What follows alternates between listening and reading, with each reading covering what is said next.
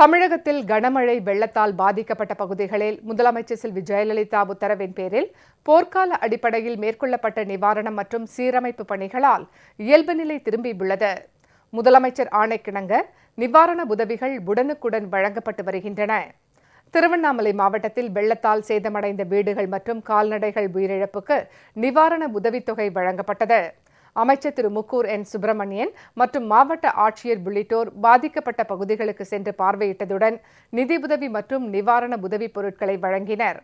இதனிடையே கனமழையால் பாதிக்கப்பட்ட மக்களுக்கு நிவாரண உதவித் தொகையாக 4000 ரூபாய் வழங்கியுள்ள முதலமைச்சர் செல்வி ஜெயலலிதாவுக்கு நெல்லையில் நடைபெற்ற அகில இந்திய குலாலர் முன்னேற்ற சங்கம் நன்றி தெரிவித்துள்ளது. கனமழையால் நெல்லை மாவட்டம் கங்கை கொண்டான் அருகே உள்ள 14ஆம் பேரி கிராமத்தில் உள்ள குளம் நிரம்பியுள்ளது. குளத்திலிருந்து வெளியேற்றப்படும் உபரி நீர் செல்லும் வாய்க்கால் உடையாமல் தடுக்க முதலமைச்சர் உத்தரவின் பேரில் முன்னெச்சரிக்கை நடவடிக்கை மேற்கொள்ளப்பட்டது. இதன் மூலம் அப்பகுதி கிராமத்திற்குள் தண்ணீர் புகாமல் தடுக்கப்பட்டது. திருச்சி தாராநல்லூர் பகுதியில் மழையால் சேதமடைந்த சிறிய பாலத்தினை அப்புறப்படுத்திவிட்டு புதிதாக பாலம் அமைக்கும் பணிகள் நடைபெற்று வருகின்றன. இப்பணிகளை அரசு தலைமை கொறடா திரு ஆர் மனோகரன் மற்றும் மாநகராட்சி அதிகாரிகள் பார்வையிட்டு துரிதப்படுத்தினர். வேலூர் மாவட்டம் காட்பாடி அருகே உள்ள ராஜாத்தோப்பு அணை கனமழையால் நிரம்பியுள்ளது.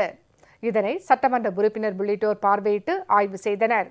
இதனிடையே சென்னை ஷெனாய் நகர், அண்ணா நகர் ஆகிய பகுதிகளைச் சேர்ந்த 2 பேரின் குடும்பங்களுக்கு முதலமைச்சர் செல்வி ஜெயலலிதா அறிவித்த நிதியுதவியான தலா 4 லட்சம் ரூபாய்க்கான காசோலையை உயிரிழந்தோர் குடும்பத்தினரிடம் அமைச்சர் திருமதி எஸ் கோகுல இந்திரா வழங்கி ஆறுதல் கூறினார்.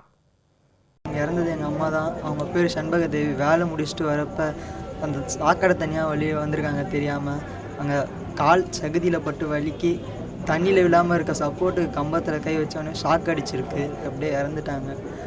அது தெரிஞ்ச அம்மா அவங்க உடனடியாக நிதியுதவி 4 லட்ச ரூபாய் வழங்கியிருக்காங்க. நிதியுதவி வழங்கினால என் படிப்புக்கும் என் குடும்பத்துக்கும் ரொம்ப உதவியாக இருக்கும். முதலமைச்சர் அம்மா அவர்களுக்கு ரொம்ப நன்றி. எங்கள் அம்மா தண்ணியில் விழுந்து இறந்துட்டாங்க. அதுக்கு முதலமைச்சர் அம்மாவுக்கு இது உடனடியாக தெரிவித்ததுக்கோசம் எனக்கு உடனடியாக இது 4 லட்ச ரூபா நிதியுதவியை கொடுத்தாங்க. அதுக்கு எங்கள் குடும்பத்துக்கு ரொம்ப உதவியாக இருக்கும். அவங்களுக்கு ரொம்ப நன்றி தெரிவிச்சுக்கிறேன்.